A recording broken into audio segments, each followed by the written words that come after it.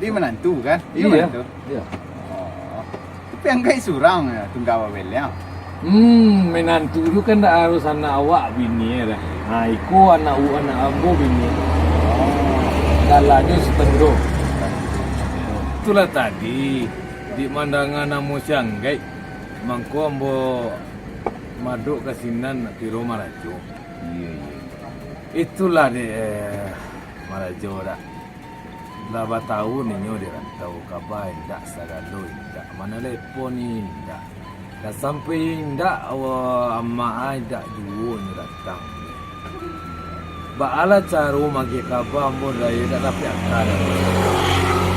Kadang mama no ambo seorang pikir ia matur Alah.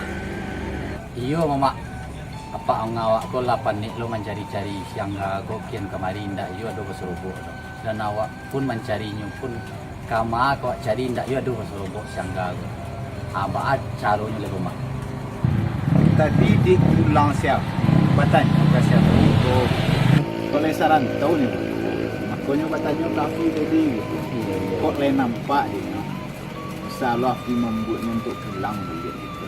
Iya. Ibu lah wak. Malin lah surang di rumah. Iya. Orang rumahnya lah tak ada. Anggai kau ndak lo jadi ni tak apa. Iya. Tak kena lo dah apa naik. Di mana merantau?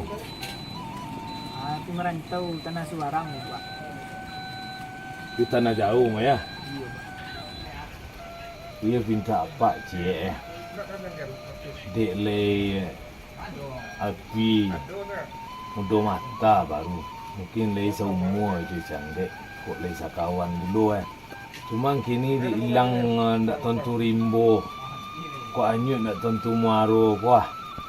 Kok le basobok di rantau do di api. Suruh-suruh hanya pulang. Jadi, Pak.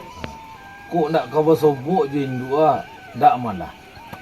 Dan nampak takung kau nak sobok lo je apa ke? Sampai tu kenyo.